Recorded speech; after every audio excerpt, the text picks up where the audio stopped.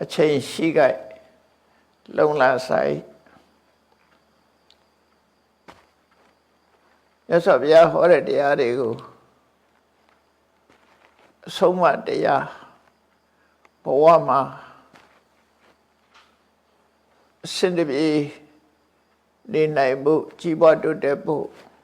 ဆုံးမဩဝါဒပေးတဲ့ဆုံးမတရားတွေသာဖြစ်တယ်။မြတ်စွာဘုရားဟောတဲ့တရားတွေနဲ့ပတ်သက်ပြီးတော့ဘာသာရေးလို့မထင်မဲနဲ့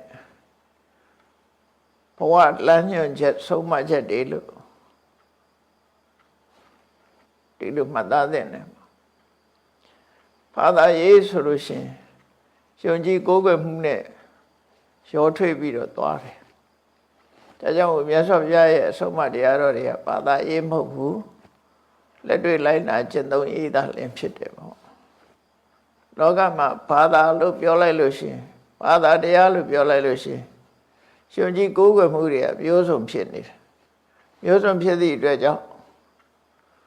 အငြင်းပွားဝေရာတွေလည်းဖြစ်တယ်ပေါ့။မြတ်စွာဘုရားတရားတော်ကတော့အဲ့လိုမဟုတ်ဘဝမှာကိုယ်ဘယ်လိုသွားမယ်ကိုယ်ဘယ်လိုနေမယ်နေ့စဉ်မှာဘာတွေလုပ်မယ်ဆိုတဲ့ဆုံးမဩဝါဒတွေကိုနိုင်မှတ်သားပြီးတော့တန်တရားကလွတ်ဖို့ဘာတွေလုပ်သင့်လဲဆိုတဲ့အမြင့်ဆုံးအဆင့်ထိအောင်တန်တရားထဲမှာဘယ်လိုချမ်းသာအောင်နေမယ်တန်တရားကလွတ်ဖို့အတွက်ဘာတွေလုပ်မယ်ဆိုတဲ့ဆုံးမသွန်သင်ချက်တွေ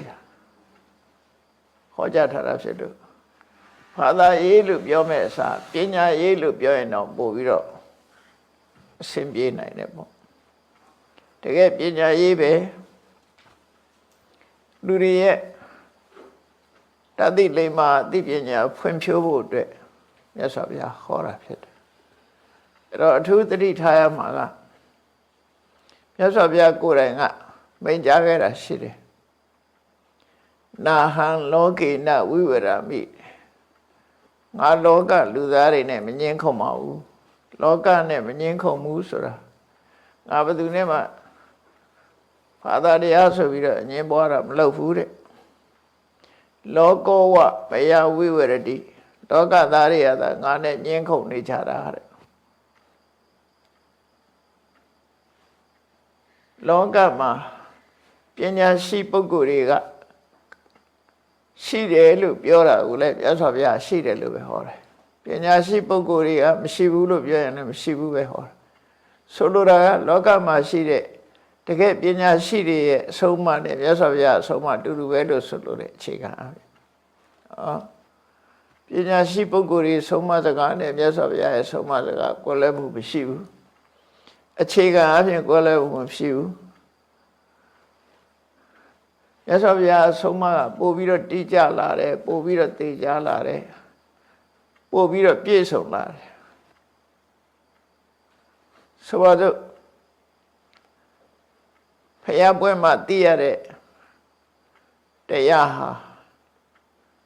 သီလတရားသမာဓိတရားမဟုတ်ဘဲနဲ့ဝိပဿနာပညာတရားသာလည်းဖြစ်တယ်အခြေခံဖြစ်တဲ့လောကမှာကြီးပွားတိုးတက်ရေးတွေကိုကျင့်သီလနဲ့ပြည့်စုံရေးတွေသမာဓိကျင့်စဉ်တွေကျင့်မှုတွေဒါတွေနဲ့ပတ်သက်လာလို့ရှင်ကတော့ပညာရှိတွေလက်ခံကျင့်သုံးတဲ့အတိုင်းပဲမြတ်စွာဘုရားပြန်ဟောတာတွေပဲသို့တော့မြတ်စွာဘုရားဟောတဲ့အခါကျတော့ပို့ပြီးတော့ပြည့်စုံလာတယ်လို့တော့ပြောလို့ရတယ်အဲ့ဒီထဲမှာဖယားပွဲမှသာသိရတဲ့တရားကတော့ဝိပဿနာတရားပဲဖြစ်တယ်ဘယ်ဘာသာတရားကမှဝိပဿနာတရားကိုမဟောကြားနိုင်ခဲ့ဘူးမြတ်စွာဘုရားကိုယ်တိုင်ကိုယ်ကလည်းသူပတ္တပရပိုက်ကြီးကိုနောက်ဆုံးအချိန်မှာမိန့်ကြားထားတဲ့စကားရှိတယ်နှစ်ပေါင်း52နှစ်အတွင်းဝိပဿနာတရားရဲ့တစိမ့်တေသကိုညွှန်ပြနိုင်တဲ့ဘာသာတစ်ခုမှမရှိခဲ့ဘူးလို့နှစ်ပေါင်း52နှစ်ဆိုတာဘာပြောတာတော့မြတ်စွာဘုရားဘာသာတရား အသိပညာကိုတရားဓမ္မကိုရှာဖွေတဲ့နှစ်ကိုပြောတာရှာဖွေပြီးတော့ဟောကြားဖြန့်ဖြူးတဲ့နှစ်တွေကိုပြောတာအဲ့မြတ်စွာဘုရားတရားရှာတာဘယ်ကစရှာတာတော့ဆို29နှစ်ရွယ်စရှာအသက်29နှစ်မှာတောထွက်ပြီးတော့တရားရှာတယ်အဲ့တော့တရားရှာတာက6နှစ်ဖျားဖြစ်နဲ့လှည့်လည်ပြီးတော့တရားဟောတာက45နှစ်အဲ့ဒီနှစ်ခုပေါင်းလိုက်လို့ရှိရင်51နှစ်အဲ့ဒီ51နှစ်အတွင်းမှာဝိပဿနာတရားရဲ့ကိုအပြည့်အဝမပြောနဲ့တစိမ့်တတိတတောင်ဟောကြားနိုင်တာမရှိဘူးလို့ဗျာအဲ့တော့ဝိပဿနာတရားသည်သားလင်မြတ်စွာဘုရားပွဲမှာကျင့်သုံးရတဲ့တရားဆိုအဲ့တော့ဒီလိုပြောလိုက်လို့ဝိပဿနာတရားကိုဝိပဿနာတရားသည်သားလင်တရားဉာဏ်နာတွေတရားမဟုတ်ဘူးလို့တော့ဒီလိုပြောတာမဟုတ်ဘူးเนาะကောင်းတယ်ဆိုတာဟိုကလည်းကောင်းတာပဲဒါလည်းကောင်းတာအကောင်းကိုကောင်းလို့ပဲပြောမှာပဲဝိပဿနာတရားရဲ့အခြေခံဖြစ်တဲ့သီလဆိုတော့လည်းကျင့်ရမှာပဲသမာဓိဆိုတော့လည်းကျင့်ရမှာပဲဝိပဿနာဆိုတော့လည်းကျင့်ရမှာဝိပဿနာကျင့်ရင်ဉာဏ်နာတွေကျင့်ရမလို့ဘူးသမထအကျင့်တွေမကျင့်ရဘူးလို့တော့မပြောသင့်ဘူးပေါ့မပြောသင့်ဘူးဘာလို့လဲဆိုအမှန်တရားဆိုတာလောက်ရမယ့်တရားတွေကြီးပဲကောင်းပဲချရမယ့်တရားမရှိဘူးဒီထဲမှာအစွန်းရောက်သွားတာမျိုးတွေတစ်ခါဖြစ်တတ်တယ်ပေါ့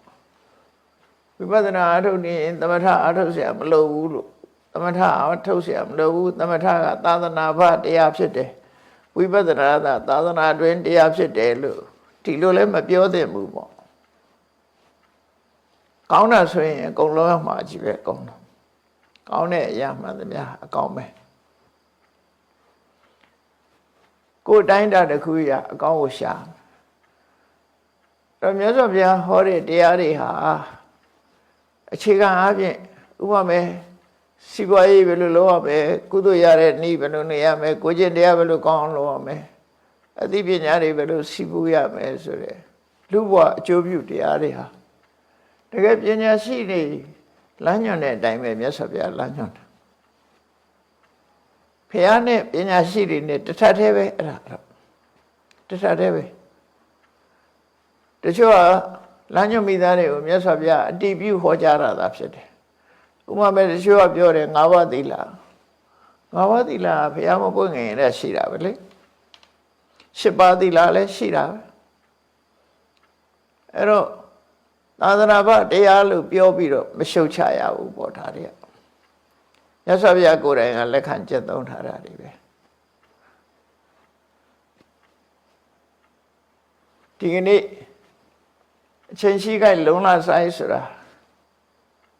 ပညာရှိတွေလမ်းညွှန်မှုပြုထားလို့မြတ်စွာဘုရားကိုယ်တိုင်ကထပ်မံအတည်ပြုပြီးတော့လှုပ်တဲ့နယ်လို့ဟောထားတဲ့တရားပဲဖြစ်တယ်အဲ့ဒီတရားဟာဒီအခြေခံလူသားတွေကြီးပွားတိုးတက်ဖို့အတွက်လိုက်နာတဲ့တရားပဲဖြစ်တယ်အခြေခံအကျင့်စဉ်ကိုနိဗ္ဗာန်ရောက်ကြောင်းတရားမဟုတ်ဘူးလို့ပြောလို့မရဘူးအားလုံးဟာဥတည်ချက်က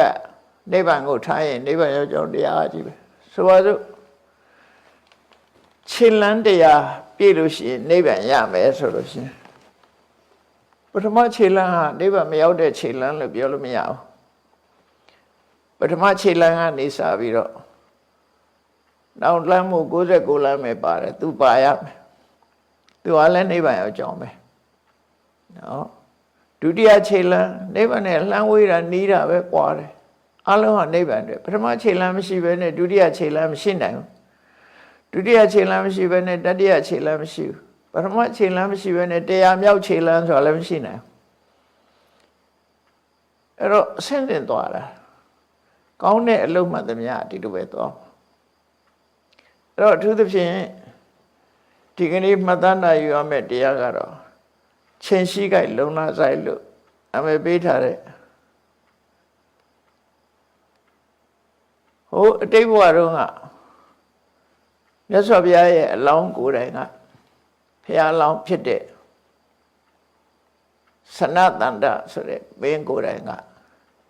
လူထုပိဋကကိုဆုံးမပေးခဲ့တဲ့တရားတွေပဲဒါတွေမြတ်စွာဘုရားဖြစ်တော့ဒါကိုပြန်ဟောပြတယ်ပြန်ဟောပြတယ်လူငယ်လူရွယ်တွေဖို့အရေးကြီးတဲ့တရားပဲဒါအလုံးတွေလည်းအရေးကြီးတယ်လို့ပြောလူငယ်တွေကျတော့ပိုအရေးကြီးတာပေါ့ဝါရဏသီပြည်မှာဖះလောင်းဟာဘဝတစ်ခုမှာဘုရင်အင်းရဲ့သားတော်ဖြစ်ရောက်တယ်အမည်နာမကိုစနတန္တလို့နာမည်ပေးထားတယ်တကယ်လို့ပြီးသွားပညာသင်ပညာတွေတတ်မြောက်တဲ့အခါကျတော့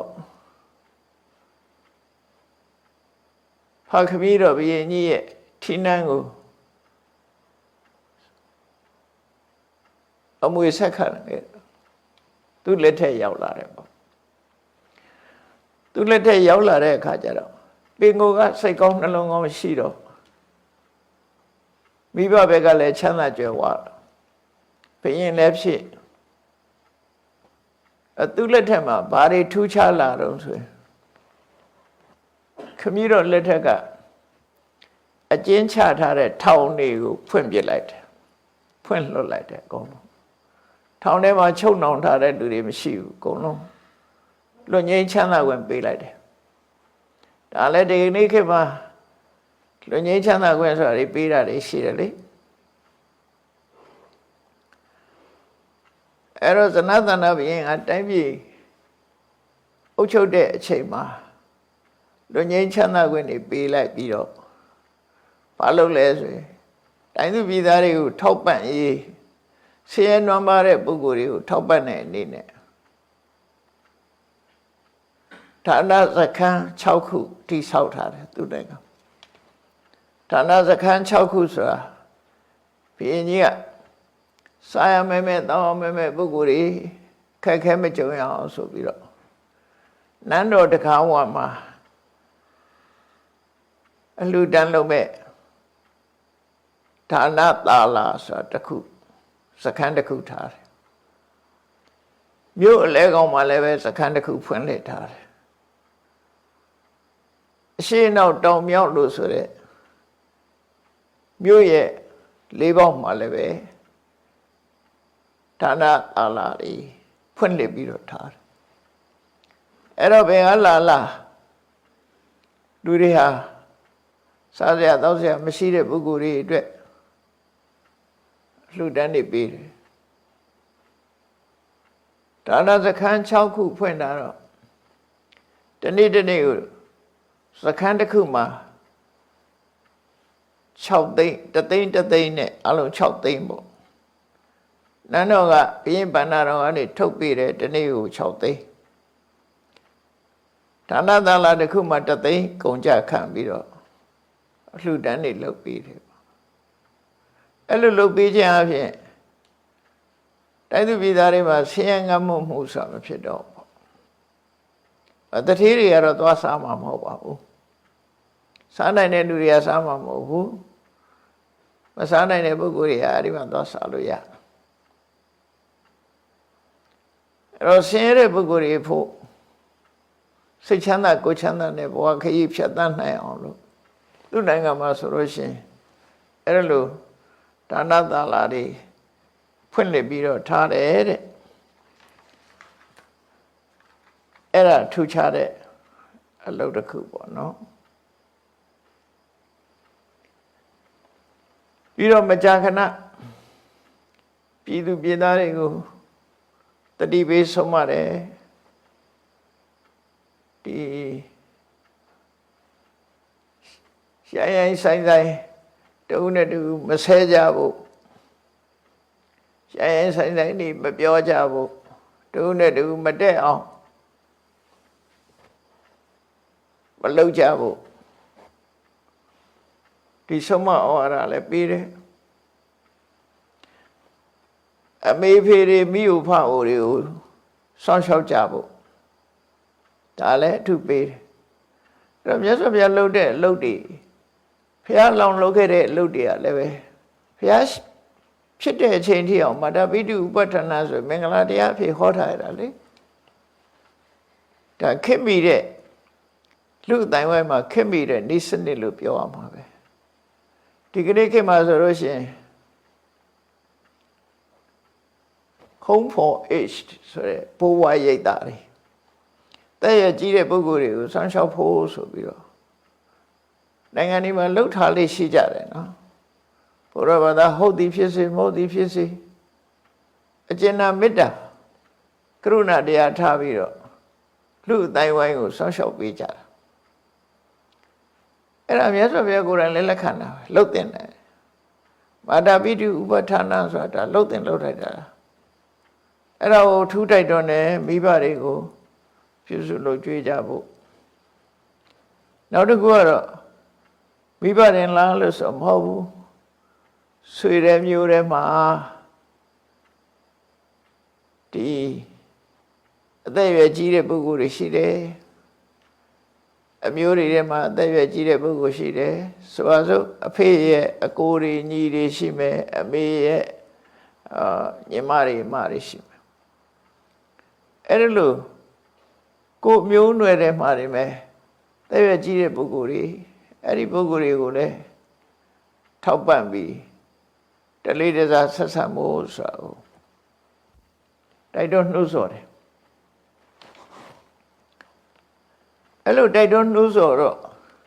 တိုင်းပြည်ဟာအေးချမ်းသာရတယ်သူကိုယ်တိုင်လည်းသင်္ဃဝတ္ထုတရား၄ပါးကိုလိုက်နာကျင့်သုံးတယ်သင်္ဃဝတ္ထုတရား၄ပါးဆိုတာဆင်းရဲဒုက္ခရောက်နေတဲ့ပုဂ္ဂိုလ်တွေကိုမဆတာပေးတာကဏ္ဍလောက်တာဒါနလို့ခေါ်တယ်ခက်ခဲကြုံနေတဲ့ပုဂ္ဂိုလ်တွေကိုပေးတာကဏ္ဍတော့တိုင်းပြည်အုပ်ချုပ်တဲ့ပုဂ္ဂိုလ်တွေကငွေကြေးတနာမဖူလုံတဲ့ပုဂ္ဂိုလ်တွေကိုထုတ်ပေးတာဟာရှေးတုန်းကတော့စီးပွားရေးလည်းမဟုတ်ဘူးသူမြန်မာစကားအနေနဲ့ဘုရင်မင်းတွေလက်ထက်ကလေးခေါ်လာတဲ့စကားအမတော်ကြီးလို့ခေါ်တယ်အမတော်ကြီးဆိုတာမဆတဲ့ကိုကြီးလို့ဆိုလို့တယ်ဆင်းရဲသားတွေကိုမဆတာအမတော်ကြီးကအခြားတော်ကြီးဖြစ်သွားရင်တော့မကောင်းဘူးနော်ငွေကြေးထုတ်ပေးပြီးတော့အတိုးကြီးများများယူမယ်ဆိုရင်တော့ဒါအတိတ်ပဲမရှိတော့စီးပွားလုပ်တာဖြစ်သွားပြီပေါ့ရှင်းတဲ့ပုဂ္ဂိုလ်တွေကိုမဆတဲ့အနေနဲ့အမတော်ကြီးဆိုထုတ်ပေးတာတချို့ဘုရင်တွေလက်ထက်ဆိုရင်ငွေကြေးထုတ်ပေးပြီးတော့3နှစ်အတိုးမယူတာရှိတယ်ချိန်ညာတော့ဖမာဘုရင်တွေထဲမှာထူးထူးခြားခြားလုံးလိလှုပ်ထရှိပါတယ်လေထူးထူးခြားခြားဆိုတဲ့အထက်မှာကုန်းမုံခေတ်ကစကိုင်းမင်းလို့ခေါ်တယ်ဘာကြီးတော်လို့လည်းခေါ်တယ်မင်းတို့မင်းလက်ထက်မှာဒီစာတွေကရေးတော့မင်းတို့မင်းရဲ့ဘာကြီးတော်လို့ဘာကြီးတော်ခေါ်တာအဲ့ဒီဘုရင်ရဲ့ဘုရင်နန်းတက်တဲ့အခါမှာဟိုမင်းကုန်းပထိုးတော်ကြီးကိုတီးသွားတဲ့ဘုရင်ကြီးကပထုံမင်းတရားဘိုးတော်မင်းတရားလို့ခေါ်တယ်အဲ့ဒီဘိုးတော်မင်းကြီးပြီးတော့နောက်ဆက်ခံတာကစကိုင်းမင်းအဲ့ဒါဘာကြီးတော်မင်းလို့ခေါ်တယ်ပေါ့နော်အဲ့ဒီပထုံမင်းဘိုးတော်မင်းတရားကြီးလက်ထက်မှာမိုးကောင်ရေရှားပြီးတော့တိုင်းပြည်ဆင်းရဲသွားတယ်ဆင်းရဲမှုနဲ့ကြုံတယ်အဲ့လိုကြုံတော့ဒီစကိုင်းမင်းဘာကြီးတော်မင်းနန်းတက်လာတဲ့အခါမှာသူနန်းတက်မိန်ကုန်းပြောတော့အခွန်တုတ်တွေမကောက်ဖို့3နှစ်3မို့သူကအခွန်လုံးခွင့်ပေးထားလိုက်တယ်။ဘာလို့လဲဆိုရင်မိုးကောင်ရေရှားလို့လူတွေဆင်းရဲဒုက္ခရောက်နေတဲ့အချိန်မှာအခွန်တွေကင်းလွတ်ခွင့်ပေးလိုက်တယ်အဲ့ဒီချိန်ပြီးတော့သူနန်းတဲ့မိန်ကုန်းထဲမှာဗာပြောတော့ဆိုရင်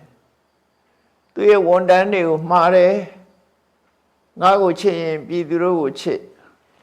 ငါအကျိုးစီးပွားကိုလိုလားရင်ပြည်သူအကျိုးစီးပွားကိုလိုလားပြည်သူဗန္ဒမျက်မုံမကြိုးကြနဲ့ထူးထူးခြားခြားမှားတဲ့စကားအဲ့ဒါပဲ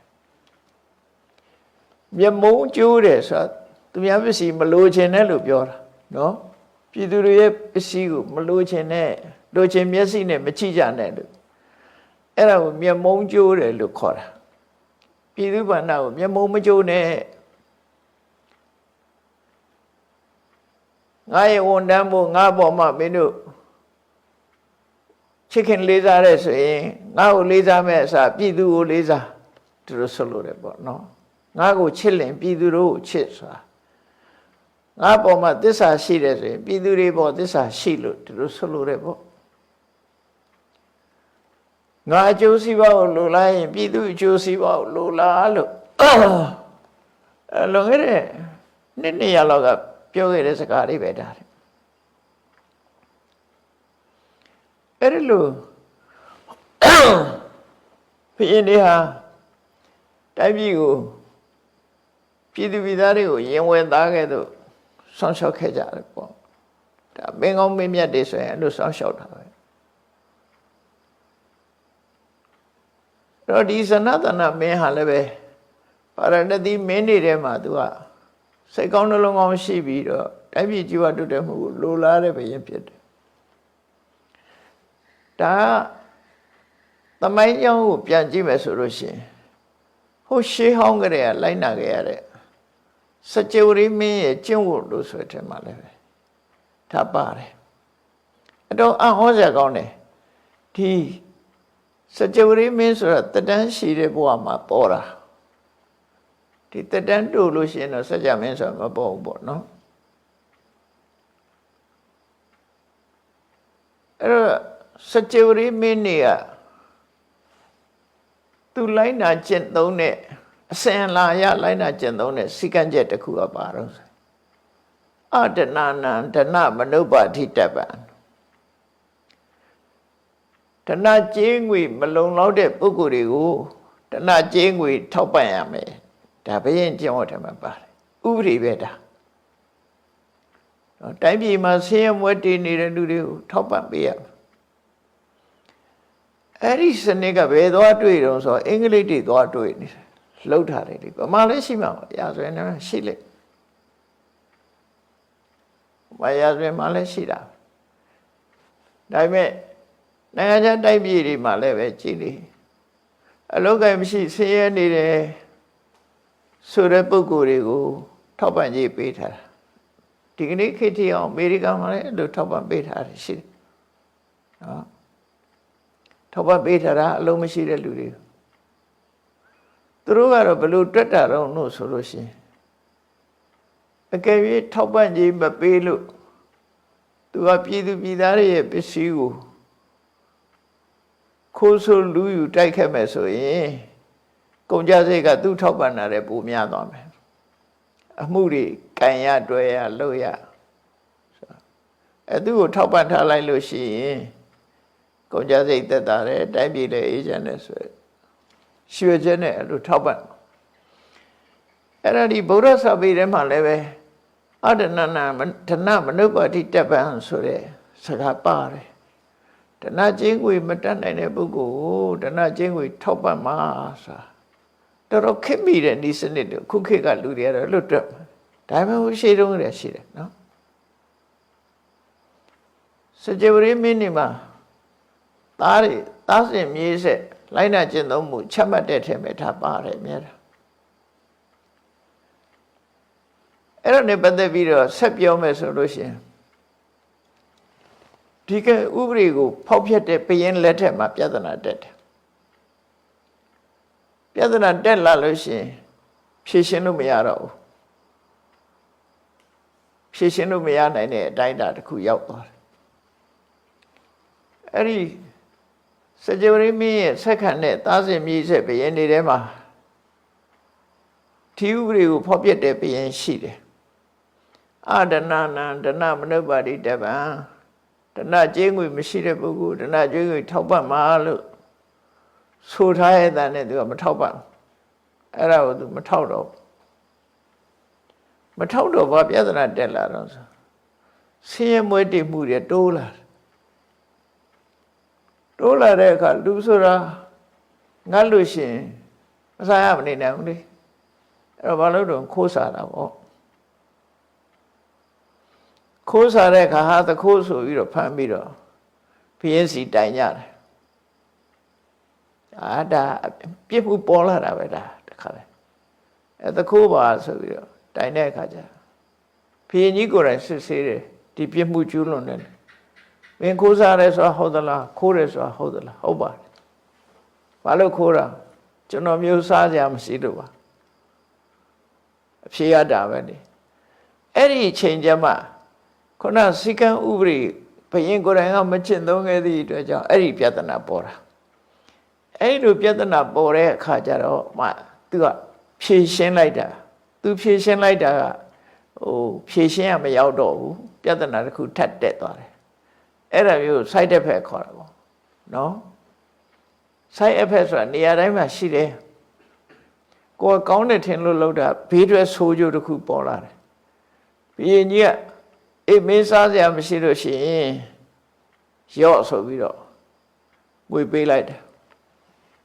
ထောက်ပံ့ပေးလိုက်တယ်အဲ့ဒီကျမှသွားထောက်ပံ့တာနောက်ကျသွားအဲ့လိုထောက်ပံ့လိုက်တဲ့အခါကျတော့ဘုရင်ကတော့စဉ်းစားတာတော့ဒီကောင်ခိုးတဲ့ကောင်ကိုထောက်ပံ့လိုက်လို့ပေးလိုက်လို့ရှိရင်နောက်မခိုးတော့ဘူးပေါ့ဒီခိုးမှုကြီးကရပ်သွားလိမ့်မယ်ထင်မဟုတ်ဘူးလူတွေရဲ့စိတ်ထဲမှာဘယ်လိုဖြစ်သွားတော့ဟာခိုးလို့ဘုရင်ကဆူကြတယ်ဆိုထင်သွားကြရောဒါလည်းထင်စရာကြီးပဲလေခိုးတဲ့ကောင်အပြစ်ပေးရမှာအပြစ်မပေးဘဲနဲ့ဗက်ဆန်တောင်ရသေးတယ်ဆိုတော့လူတွေစိတ်ကဒါခိုးလို့ဗက်ဆန်ရတာငါလည်းခိုးမဲ့ဆိုဖြစ်လာအလုံးဝဖြေရှင်းလို့မရတော့တော့ပဲဒီပြဿနာဒါကြောင့်ဥပဒေတစ်ခုဟာပုံမှန်လိုက်နာပြီးတော့အစင်လာရထိမ့်သိမ့်လာမှမထိမ့်သိမ့်ဘူးဆိုလို့ရှိရင် side effect ကတက်လာသိကြပါဦးတက်လာနောက်မှဖြေရှင်းလို့ရှိရင်ပြဿနာဖြေလို့မရတော့တစ်မျိုးပြီးတစ်မျိုးပြဿနာတွေတက်လာနိုင်တယ်ပေါ့အဲ့တော့ဒါကြောင့်မို့ဘုရင်ဆိုတာသင်္ဃဝတ္ထုတရား၄ပါးနဲ့နေရမယ်ဒါနဆိုတာကိုယ်နိုင်ငံထဲမှာဆင်းရဲတဲ့ပုဂ္ဂိုလ်တွေကိုဒီတိုင်းပြစ်မထားရဘူးထောက်ပံ့ပေးရမယ်ဘသူဘောဖြစ်ဖြစ်ဆက်ဆံတဲ့အခါမှာချိုးသားစွာဆက်ဆံငါဘုရင်ပဲဆိုလူတွေတိုင်းဟောက်နေလို့မရဘူးလေငါဘုရင်ဆိုပြီးတော့ဟိုလူဟောက်ဒီလူဟောက်ဟုတ်မုန်းမှာပဲလေအဲ့တော့ဘသူနဲ့တွေ့ဘုရင်ဟာချိုးသားသားနဲ့စကားပြောတဲ့ပုဂ္ဂိုလ်ဖြစ်ရနောက်တစ်ခုကတော့ဘုရင်ဟာပြည်သူပြည်သားတွေရဲ့အကျိုးကိုကြိုးစားရမယ်လုပ်ပေးရမယ်တမဏတ္တတာဘုရင်ဟာခွင့်ဒုက္ခပုဂ္ဂိုလ်မထားဘဲနဲ့ပြည်သူတွေနဲ့စိတ်ခံစားမှုကတရဏိဖြစ်ရမယ်နေရမယ်လို့ဆိုတော့သူကသူဘုရင်ဖြစ်လို့ဘုရင်အခွင့်အရေးတွေသူ့ဟာနဲ့သူရှိတော်လည်းပဲပြည်သူပြည်သားတွေပေါ်မှာအထင်သေးဆက်ဆံတာမလုပ်ဘူးပေါ့နော်တန်းတူဆက်ဆံနိုင်ရမယ်လို့ဒီလိုဆိုလိုတာပေါ့နော်တမဏတ္တတာကိုလိုပဲသူတို့ချမ်းချမ်းသာသာနေစေခြင်းနဲ့တွားထားပြီးပေးကမ်းတယ်အဲ့ဒါကိုသင်္ဃဝတ္ထုတရား၄ပါးလို့ခေါ်တယ်အဓိကတော့စီယုံရေးတရား၄ပါးလို့ဆိုလိုတယ်အဲ့ဒီလိုစနတနာမင်းကြီးဟာသူ့လက်ထက်မှာပြုပြင်ပြောင်းလဲမှုတွေလုပ်လိုက်တယ်သင်္ဃဝတ္ထုတရား၄ပါးနဲ့အညီတက်ပြီးကိုအချုပ်တယ်အုပ်ချုပ်ပြီးတော့လူတွေကိုအမြဲတမ်းတတိပေးတယ်ရှာရဲဆိုင်တိုင်းမပြောကြဘူးယဉ်ကျေးတူနဲ့တူဆက်ဆံကြဖို့ဒါနကောင်းမှုတွေလုပ်ကြဖို့ကိုကျင့်တရားကောင်းအောင်ကြိုးစားကြဖို့ဥပုသ်နေ့ခါသမယမှာဥပုသ်ဆောင်ကြဖို့ဒါဥပုသ်ဆိုတာခုခေတ်ဘာသာတရားအရာဥပုသ်ဆိုတာရှိနေတာပဲလေဥပုသ်ဆောင်တယ်ဆိုတာရှိဥပုသ်ရဲ့အဓိပ္ပာယ်ကဥပောဒထဆိုပါဠိစကားလာတာဆိုလိုတဲ့အဓိပ္ပာယ်ကဥပောဒထဆိုတာဥပဝတ္တထဥပဆိုတဲ့အဓိပ္ပာယ်ကဘာလို့ဆိုရင်အကျင့်ကုန်နဲ့ပြည့်စုံပြီးတော့ဝတ္တထကနေတာမြန်မာစကားလုံးလိုက်တဲ့အခါကျတော့ဥပောဒထကနေပြီးဥပုပ်ဆိုတဲ့စကားလုံးထွင်လိုက်တာတော့မခေါ်တတ်လို့ရှိရင်အိုးပုပ်ဖြစ်သွားမှာအိုးပုပ်မဟုတ်ဘူး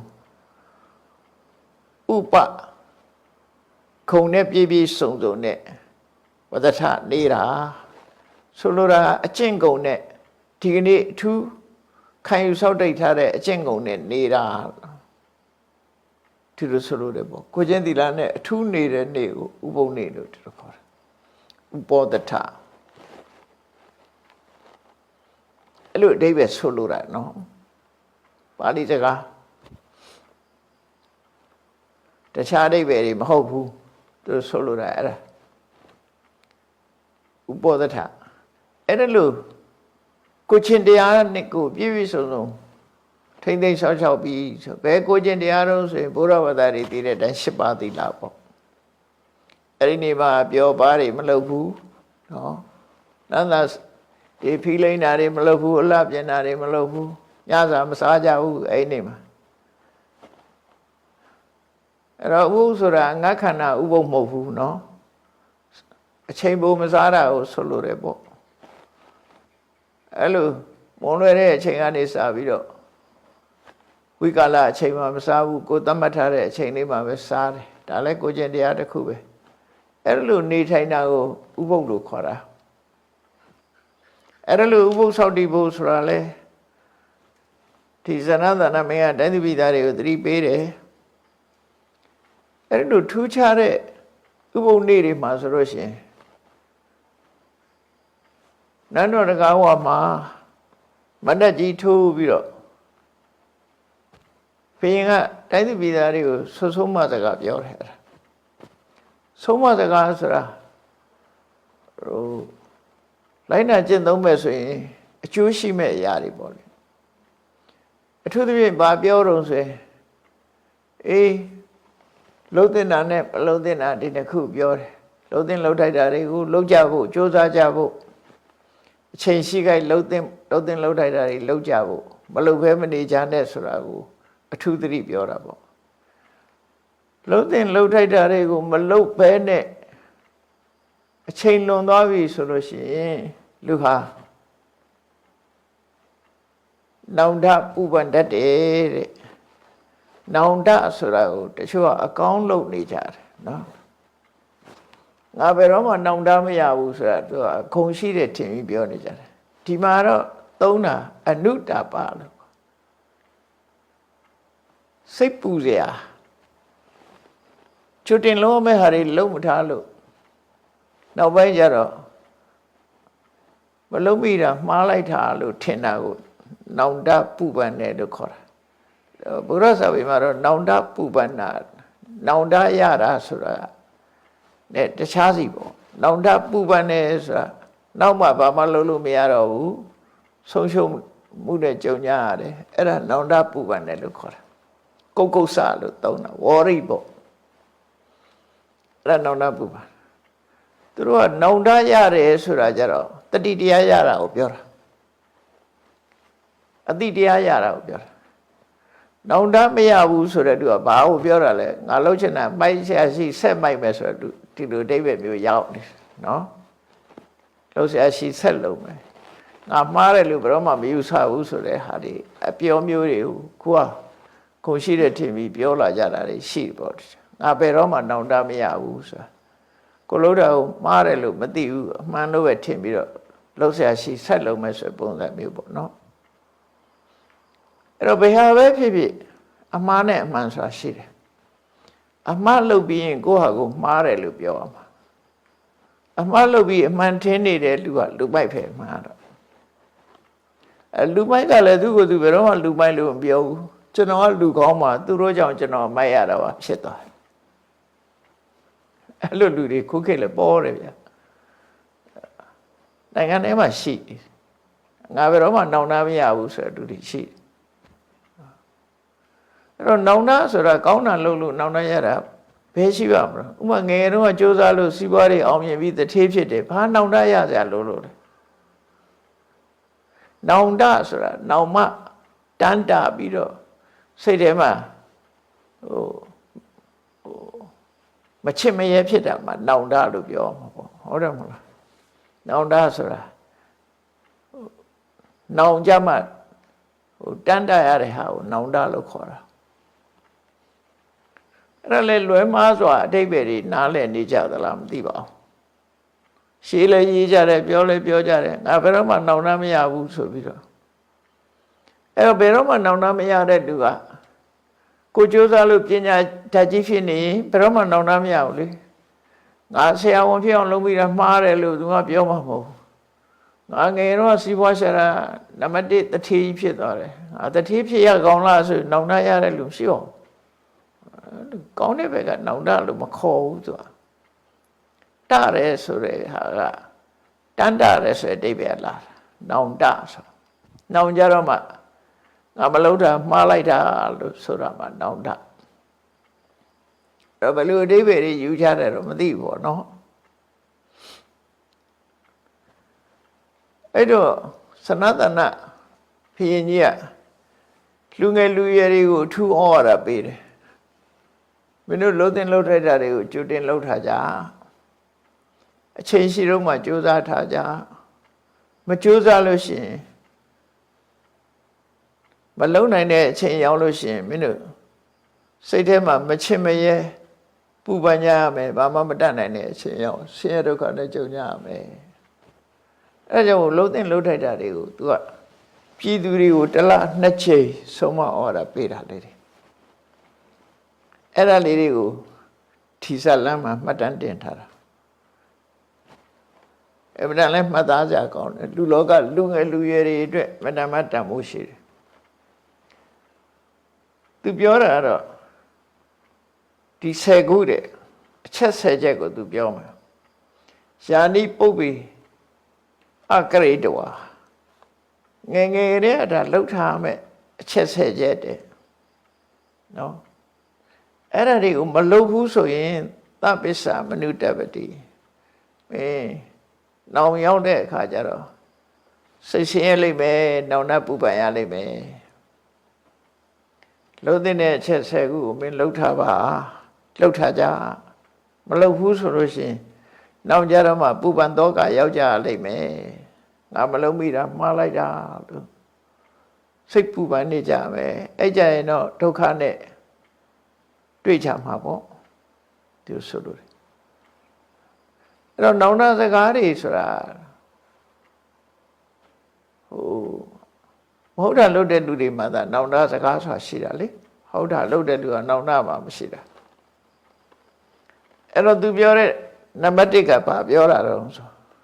ရှင်းရှင်းလေးပါအလတ္တံဝိတ္တံတပ္ပတိလူဖြစ်လာလို့ရှိရင်ပစ္စည်းဥစ္စာရှာရမှာနော်ပစ္စည်းဥစ္စာရှာကိုရှာမရအောင်လုပ်အဲ့ဒီပစ္စည်းဥစ္စာကိုရအောင်မရှာနိုင်လို့ရှိရင်မင်းစောင်းနေခက်ခဲလိမ့်မယ်အဲ့ဒီကြမှာမင်းငါမရှာမိတာမှားတယ်လို့ဖြစ်မှာပဲစိတ်ပူပန်ရတယ်ပတ်စံမရှိရင်စိတ်ပူပန်ရတယ်နောက်လဲကြည့်နောက်စီဆိုဘာမှစားစရာမရှိဆိုစိတ်ပူတာပဲလေအဲ့ဒီပူပန်မှုကိုပြောတာအလတ္တဝိတ္တံတပ္ပတိပစ္စည်းဥစ္စာဆိုတော့ရအောင်ရှာမယ်မင်းမရဘူးဆိုရင်စိတ်ပူရမှာပဲအဲ့ဒါဘာလို့ဆိုပုပ္ပေအတမုထာနိတံငယ်ငယ်တုန်းကကြိုးစားပြီးတော့ငွေကြေးဒနာတွေကိုရအောင်ရှာတယ်စုဆောင်ခဲ့တယ်စုရမယ်ငွေတွေစုလာခဲ့တယ်အဲ့ဒါဒီဟိုလှုပ်တင်လှုပ်ထိုက်တယ်ပတ်စံရှာစုဆောင်မှုအလေးထားမြန်မာပြည်မှာအားနည်းတယ်လို့ပြောမြန်မာလူမျိုးတွေမှာအားနည်းတယ်ရှာရင်ရသမျှအကုန်သုံးပြစ်ထားတယ်များတယ်ပေါ့နောက်ရေးသိမ့်မတွက်ဘူးပေါ့နော်ရစားဆိုပြီးဖြစ်တယ်အိန္ဒိယနိုင်ငံသားတွေကျတော့စုဆောင်မှုအားကောင်းတယ်နော်ချိုးချမ်းချမ်းစားပြီးတော့စုဆောင်ကြလို့ဗမာပြည်ရောက်လာတဲ့အိန္ဒိယနိုင်ငံသားတွေကချမ်းသာသွားကြတာများတယ်ဟုတ်ရှေးတုန်းကလေးရောက်လာတဲ့လူတွေအဝတ်တစ်ထည်လန်ကူတီလေးနဲ့လာပြီးတော့ကြတော့ချူလျာဆိုင်ပိုင်ရှင်ကြီးဖြစ်သွားတယ်မုံရွာဘက်ကတကယ်ဇလန်လေးတပုတ်ပြောတာမှတ်ထားဘူးတယ်တော်ထဲမှာလွှတ်စင်ထောင်ပြီးတော့တစ်တွေခွဲတာရှေးတုန်းကတော့လွှတ်ဆက်တွေမရှိသေးတော့ငမန်းဆွဲဆိုတဲ့လွှတ်ကြီးနဲ့ဆရာကအပေါ်ကတစ်တုံးပေါ်ကတပည့်ကဟုတ်မြေကြီးခြိုက်ထဲကဆရာ2ယောက်အဲ့ဒါ တစ်တုံးခွဲကြတာအဲ့ဒီတော့ကတစ်တုံးခွဲတဲ့အလုပ်သမားတွေမှာကလားတယောက်ပါတယ်ဗမာအခေါ်ကလားပေါ့လေအိန္ဒိယနိုင်ငံသားအဲ့ဒီဆရာလုပ်တဲ့လူကဗမာကလားမို့သူကခေါ်တာရိုးခေါ်တာမဟုတ်ခွေးကလားလို့ခေါ်တာသူ့လို့သမားဟိုခွေးကလားလာဆွဲနဲ့အဲ့လိုခေါ်တာအဲ့လိုနဲ့ဆရာတော်ပဲလောက်ကင်စားတော့သွားကြပြီးတော့10နှစ်လောက်ကြာတဲ့အခါကျတော့ခွေးကလားနဲ့မတွေ့တာ10နှစ်လောက်ကြာသွားတာအဲ့ဒီလွှတ်ဆရာကြီးကရန်ကုန်ရောက်ခိုက်လွှတ်ကောင်းကောင်းလိုက်ရှာတာလွှတ်ကောင်းလိုက်ရှာတော့ဆေးထဲမှာလွှတ်ရှာရင်းနဲ့အဲ့ကလားတွေ့တာငါဆရာကြီးပဲဆိုပြီးတော့ပြေးပြီးတော့ခေါ်တာဆရာကျွန်တော်ခွေးကလားလေးလို့ပြောခေါ်ပြီးတော့ရှာပါရှာတာတော့ဆိုငါလွှတ်ကောင်းကောင်းလို့ကျွန်တော်လာလိုက်ခဲ့ကျွန်တော်ဆိုင်မှာရှိတယ်ဆိုသူကဆိုင်ကြီးနဲ့ဆိုင်ပိုင်ရှင်ဖြစ်နေပြီချမ်းဆိုင်ပိုင်ရှင်ဖြစ်နေပြီဟိုလွှတ်သမားကြီးကလွှတ်ဆွဲတော့မယ်ရှိရှဲလို့တော့မယ်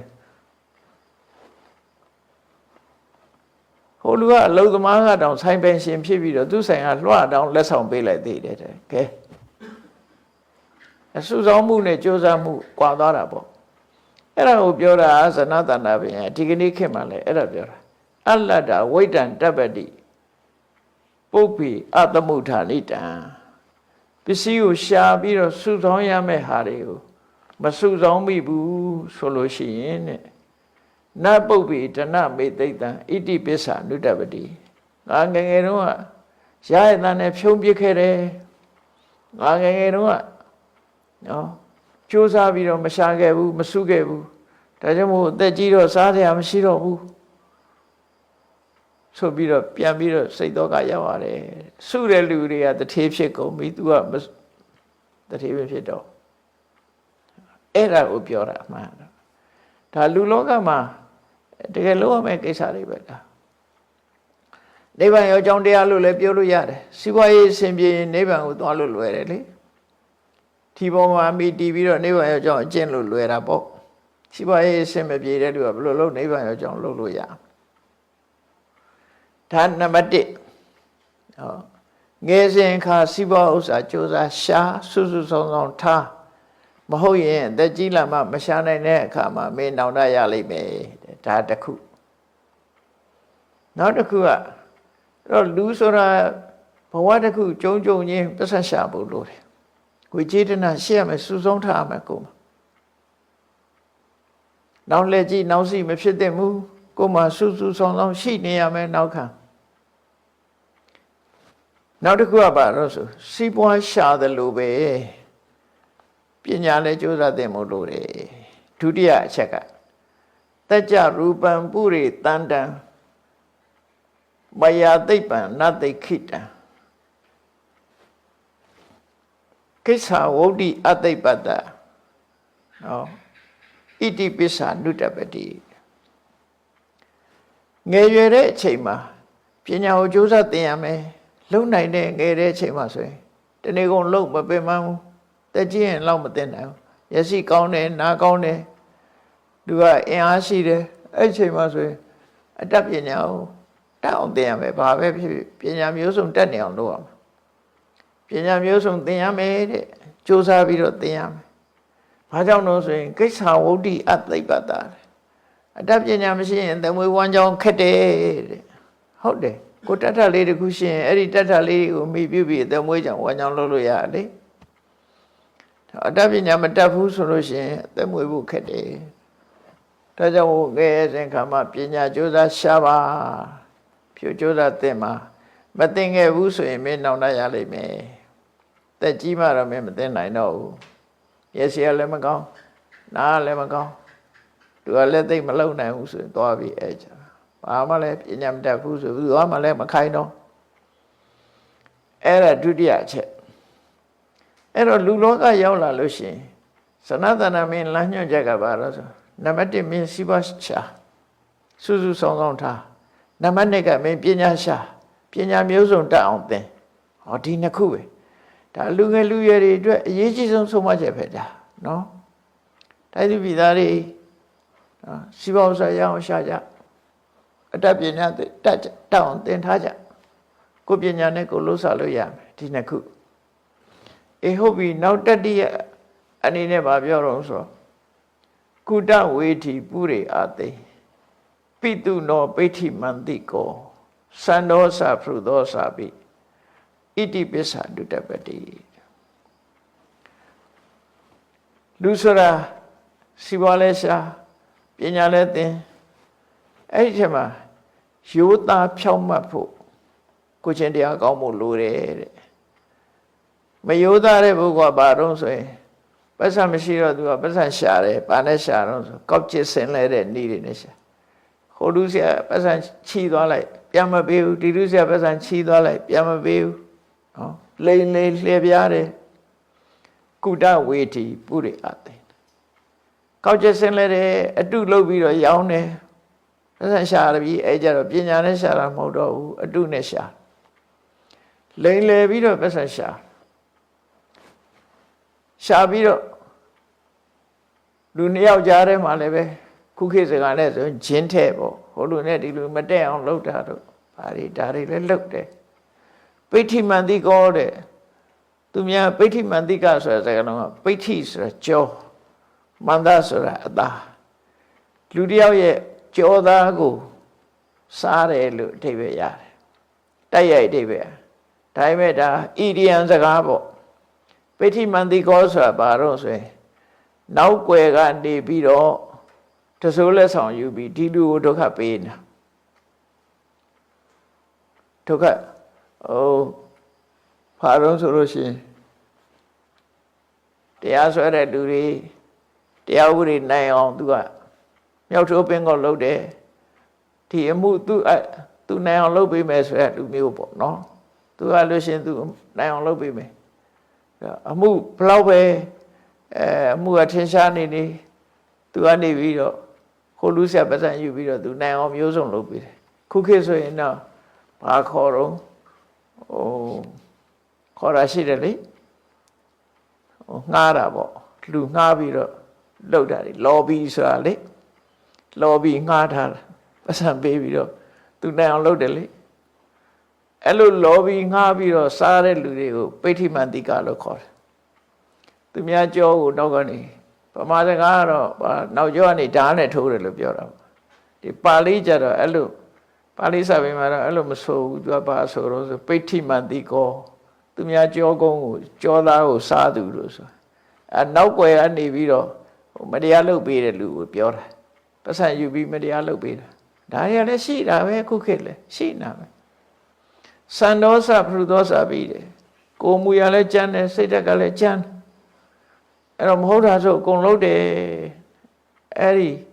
မဟုတ်တာအကုန်လုံးတဲ့ပုဂ္ဂိုလ်ဟာလည်းပဲနောက်ဆုံးအချိန်ရောက်လို့ရှိရင်ငါမဟုတ်တာတွေလုပ်တယ်ဆိုပြီးတော့တေခါနေကြတော့စိတ်ပူပန်ရလိမ့်မယ်တဲ့အဲ့ဒီပုဂ္ဂိုလ်မျိုးဟာဒါမလုပ်သင့်ဘူးလို့ပြောတယ်နောက်စတုထအချက်ကလည်းတူဒုစရိုက်နဲ့ဆိုင်တယ်လူတယောက်ဟာငယ်ရွယ်စဉ်အခါမှာကောင်းကောင်းမွန်မနေပဲနဲ့ပါဏာတိပါတိပုရိအာသိလှုပ်တော်စာပိအနာရိယောဘူတနာနာပစာယေတာဣတိပစ္ဆာနုတပတိအသက်အရွယ်ငယ်တဲ့ချိန်တုန်းကဆိုရင်တော့တော်ဘာဆိုလဲတတ်လိုက်တာပဲလူသားရမယ်ဆိုလဲတတ်လိုက်တာနော်တတ်တယ်လှုပ်တော်စိတ်ဓာတ်ကကြမ်းတမ်းတယ်ရက်ဆက်တယ်အနာရိယောလူတော်လူကောင်းစိတ်မရှိဘူးလူစိတ်မရှိဘူးဘူတနာနာပစာရိတ်တံဆိုဘယ်သူမှကိမဆိုင်ဘူးအကျဉ်းတရားမေတ္တာတရားကင်းမဲ့တယ်ဘတ်စပေးရင်တော့လှုပ်တာပဲဘယ်သူတတ်ဆိုရင်လည်းငှားရင်လိုက်တတ်တာပဲအဲ့လိုပုဂ္ဂိုလ်မျိုးတွေအဲ့လိုလှုပ်ပြီးနောက်ချိန်ရောက်လာတဲ့အခါကျရင်တဲ့မနေရလို့သိတဲ့အခါကျလို့ရှိရင်သူလှုပ်ရက်တွေပေါ်မှာသူဟာဆင်းရဲဒုက္ခတွေရောက်တော့မှာပဲစိတ်ပူပန်မှုတွေဖြစ်တယ်ကိုလှုပ်တာကောင်းမှမကောင်းတော့နော်မကောင်းတဲ့အတွက်စိတ်ပူရတယ်အဲ့တော့ကိုချင်းတရားပြက်ပြားပြီးတော့ဒါစီးပွားရှာတဲ့နည်းနှစ်ခုပဲနော် အာဂတိလိုက်စားပြီးတော့စီးပွားရှာတယ်မတရားနောက်ကွယ်အနေပြီးတော့စီးပွားရှာတယ်နောက်သူများတဲ့တပ်ပြီးတော့စီးပွားရှာတယ်ကျန်တဲ့ရက်ဆက်တယ်ဘယ်သူပေါ်မှာအကျဉ်းတရားမထားဘူးဆိုတာအဲ့ဒါတွေမလုပ်ပါနဲ့ဒါဒုစက်နှမျိုးကိုဒီမှာဖော်ပြထားပြီနောက်တစ်ခုကဘဟုတုဝတ္တတန္တိတုအနာပါတိတုအဋ္ဌိတုအနာပါဒာတုအဋ္ဌိတုပရဒရံအာတိဝိတံဣတိပိစ္ဆာနုတ္တပတိနောက်ဆုံးချက်ကတော့ယောက်ျားတွေကိုအဓိကထားပြီးတော့ပြောတဲ့စကားတစ်ခုပေါ့နော်လောကမှာတဲ့အမျိုးသမီးအိမ်တော်မရှိတဲ့အမျိုးသမီးတွေအများကြီးရှိတာပဲတဲ့အဲ့တော့အိမ်တော်မရှိတဲ့အမျိုးသမီးနဲ့ဒီမနေပါပဲနဲ့အိမ်တော်ရှိတဲ့အမျိုးသမီးကိုသွားပြီးတော့ဖောက်ပြန်တဲ့သူတွေပရဒါရပေါ့နော်အဲ့ဒါလို့ဖောက်ပြန်လို့ရှိရင်လည်းပဲသူကနောက်ရပူပန်ရတတ်တယ်ကိုချင်းတရားပြက်ပြတာမကောင်းတဲ့အကြောင်းဒါအများစုကကိုချင်းတရားပြက်ပြတတ်လို့ဒါကိုထည့်ပြီးတော့ပြောထားတာနော်သူတော်မရမပြစ်မှားနဲ့လို့ဆိုလို့တယ်ပေါ့သူတော်မရမပြစ်မှားနဲ့သူများဥစ္စာကိုလိမ်ညာမယူနဲ့သူတော်ဘာအသက်ကိုတပ်ဖြတ်ရက်စက်တာတွေမလုံးနဲ့သူတော်မရမပြစ်မှားနဲ့ဆိုတာဒီပါဏာတိပါဒအာရိဏဒါနကာမိတုမိစ္ဆာစာရပဲဒီသုံးခုကိုထည့်ပြီးတော့ပြောတာနော်ပေါင်းလိုက်မယ်ဆိုရင်ဒီသုံးခုပဲအဲ့ဒီလိုနံပါတ်1ကဝိจิตနာကိုငယ်ရအောင်မရှာခဲ့တာရဲ့နံပါတ်2ကအတ္တပညာတတ်အောင်မသင်ခဲ့တာရဲ့နံပါတ်3 4 5ကပါတော့ဆိုရင်ကိုချင်းတရားပြပြခဲ့တာတွေပါဏာတိပါဒအရိဏဒါနကာမိတုမိစ္ဆာစာရဆိုရကိုချင်းတရားပြပြခဲ့တာအဲ့ဒီကနေပြီးတော့ဒါတွေကမလုံးသင့်တာတွေကိုရှောင်မယ်နောက်တစ်ခါလုံးသင့်တာမလုံးတာလည်းရှိသေးတယ်ဘဟုံမိဝတ္တတန္တမိအာနာပါဏိဥပတိတေကိုမှပစ္စည်းဥစ္စာလည်းတတ်နိုင်တယ်စားစရာတောက်စရာတွေလည်းရှိတယ်အဲ့လိုရှိရတဲ့နဲ့ဘသူကိုမှပေးကမ်းထောက်ပံ့ခဲ့ခြင်းမရှိဘူးဆိုတဲ့လူတယောက်ဟာရှိတော့ကမပေးခဲ့လို့နောက်ကြရင်တော့သူဟာဘသူမှထောက်ပံ့မှုတဲ့ပုဂ္ဂိုလ်မဟုတ်သည့်အတွက်ကြောင့်ငါဘသူမှလည်းမလူခဲ့ဘူးငါပေါ်တော့အခုကျတော့ငါတောင်စားစရာမရှိဘူးဆိုဖြစ်လာစိတ်တက်ပူပန်ရတယ်တဲ့ဒီခါနောက်တစ်ခုကတော့ဘာလို့ဆိုမိဘနဲ့ပတ်သက်လာမာတရံပိတရံစာပိစိဏကံကတယောပနာဘဟုတံတော့နဘောတိတ်တံသဗ္ဗစ္ဆမနုဣတိပစ္ဆမနုတ္တပတိအမေဖေတွေတက်ရွယ်ကြီးလာတဲ့အခါမှာငါထောက်ပံ့နိုင်ရတဲ့ငါအမေဖေတွေမထောက်ပံ့ခဲ့ဘူးအမေလည်းတည်သွားပြီဖေလည်းတည်သွားပြီငါဘာမှမလုပ်ခဲ့နိုင်ဘူးဆိုပြီးတော့နောက်ဆုံးမှာသူကနောင်တပူပန်ရတတ်တယ်တဲ့အဲ့ဒါငါအမေဖေတွေအတွက်ဘာမှမလုပ်ခဲ့ရဘူးနောက်တစ်ခုကတော့အာစရိယမနုတ္တထာသဗ္ဗကာမရတံဟရပိတရံအတိမိညိတာအဖေရှိတဲ့အချိန်မှာအဖေစကားကိုနားမထောင်ပဲနဲ့ခမည်းကြီးခင်မမိပါဘူးကိုနေရကိုနေစမ်းမလို့အဖေပေါ်မှာတာတလာချီးပြီးတော့လုတ်ခဲ့တာတွေနဲ့ပတ်သက်ပြီးသူကနောင်တပူပန်ရတတ်တယ်မိဘစကားကိုအဲ့လိုမလုပ်ရဘူးလို့ဆိုလို့လေပေါ့နော်ဒါလည်းအဲ့တော့မိဘကိုယူသိလေးစားဖို့ဆိုပြီးတော့ဆုံးမတာအဲ့ဒါတွေပြီးတဲ့အခါကျတော့နောက်ဆုံးမတာတော့သမဏေပြမဏေစာပိသီလဝန္တေဘဟုတုတေနပုပ္ပေပရိယုပယိတံဣတိပိစ္ဆမနုတ္တပတိအကျင့်ကောင်းတဲ့ကိုချင်းသီလနဲ့ပြည့်စုံတဲ့ဘုဒ္ဓရကြွယ်ဝတဲ့သမဏပြမဏတွေဟုတ်လားသမဏပြမဏဆိုတာဘာသာရေးပေါ့နော်ခုဆိုရင်တော့ယဟန္တာငါတွေပေါ့ဒီလိုပြောလို့ရတာပေါ့အဲ့လိုယဟန္တာငါတွေကိုချင်းကပ်ပြီးတော့မသိသေးတာတွေသိအောင်မသိသေးတာတွေသိအောင်သိတာတွေကိုပို့ပြီးတော့ရှင်းလင်းအောင်စိတ်ကပ်မေးမြန်းခြင်းမလုပ်ခဲ့ဘူးဆိုပြီးတော့ဆိုလို့ရှိရင်လည်း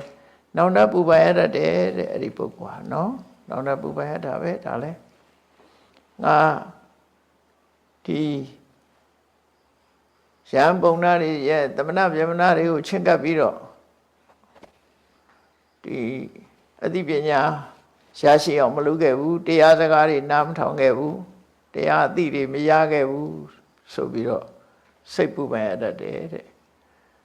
နောက်ဆုံးတစ်ချက်ကပါတော့သာဓုဟောတိတပောစိန်နောတန်တောစာပြုပယတိတောနာသပုပ္ပေတပောစိန်နောဣတိပိစ္ဆာနုတ္တပတိအသက်အရွယ်ငယ်တဲ့အချိန်လုံနိုင်တဲ့အချိန်တုန်းကသူစိုက်တရားဆိုကိုချင်းတရားတွေကိုကျင့်ကြကြုတ်ကိုအထောဥပမာဥပုသ်ဆောင်ရမယ့်အချိန်စောင့်နေနော်ကောင်းတဲ့အလုပ်တွေဥပုသ်ဆောင်နေတရားထိုင်နေဒီလိုဟာမျိုးတွေလှုပ်လှုပ်ထိုက်တယ်ပေါ့နော်အဲ့ဒါဥပုသ်ဆောင်ခြင်းတရားထိုင်ခြင်းဆိုတဲ့ဒီလိုကိစ္စတွေဟာငါမလုပ်ခဲ့ဘူးတလားလေးသတင်းဥပုသ်တခါမှမဆောင်ဘူးဆိုတာမျိုးတွေဖြစ်လာတယ်ဒီကနေ့ကျတော့သူများတွေဥပုသ်ဆောင်တဲ့လူတွေတူတော်လူကောင်းတွေနဲ့တွေ့တဲ့အခါငါမလုံးမိဘူးဆိုပြီးတော့ပူပန်ရတတ်တယ်တဲ့အလုံးပေါင်းတော့10ချက်ပဲနံပါတ်1ကစီးပွားရအောင်ရှာမယ်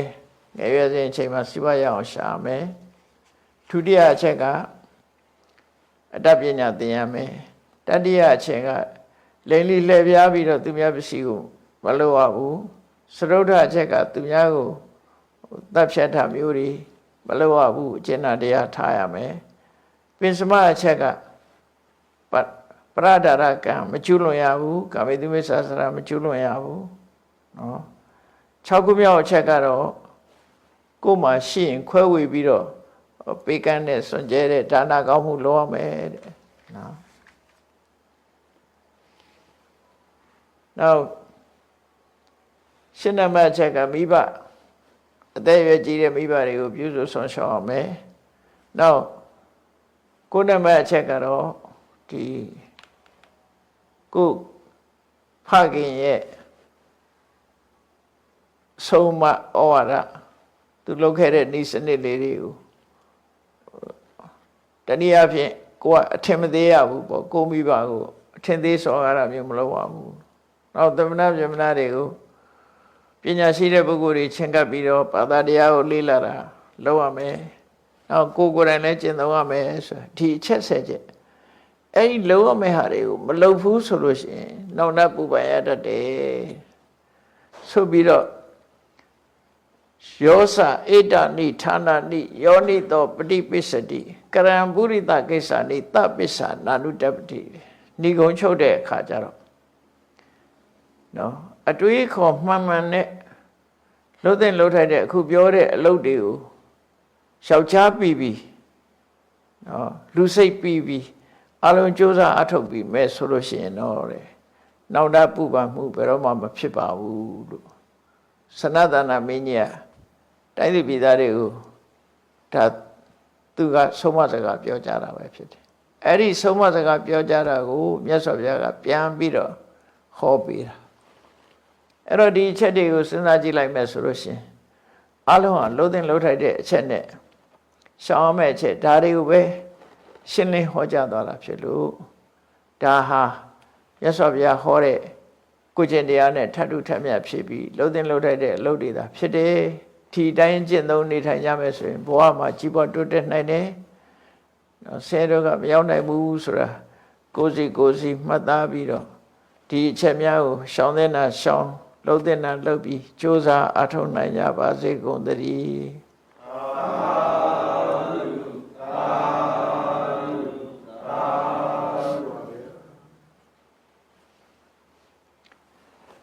ရှေ့ဆက်ချအောင်လိုက်ဆိုအရှင်ဖေယဖရာတပည့်တော်တို့သည်ဓမ္မအသိဉာဏ်ဖျားရှိမှသာလျှင်နိဗ္ဗာန်ချမ်းသာကိုမျက်မှောက်ပြုနိုင်ပါသောကြောင့် ဓမ္မအတိညာရရှိစေရန်ရှိတန်ကြလျက်ဓမ္မသဘင်ဆင်ကျင်းပါပြုလုပ်ကြ၍အမတဒါနဓမ္မဒါနတရားအလှူတော်ကိုပေးလူကြပါကုန်၏တရားတော်မြတ်ကိုကျိုးသေးလေးမြတ်စွာမမတ်သားသာအာယုထားလျက်နာကြားကြပါကုန်၏တရားတော်မြတ်ကိုတတ္တဗဝတ္ထုအစုစုတို့ဖြင့်ပူဇော်ကြပါကုန်၏ယနေ့ယခုအထုပ်ပြုလို့ရသောဤကောင်းမှုသည်နိဗ္ဗာန်ချမ်းသာ၏အကြောင်းထောက်ပံ့ဖြစ်ပါစေတည်းဤကောင်းမှု၏ဖို့ဘာကကိုအမိအဖအဖို့အဖွာဆရာသမားမှစား၍ကဝါသူကဝါသာလူနဲ့မြမတတ္တဝအများတို့အားမြမြဝေငှပါကုန်၏ကုသိုလ်အမြကိုယ်စီရကြကုန်သည်ဖြစ်၍ကိုယ်စိတ်နှဖျားချမ်းသာကြသည်ဖြစ်ကြပါစေကုန်သတည်း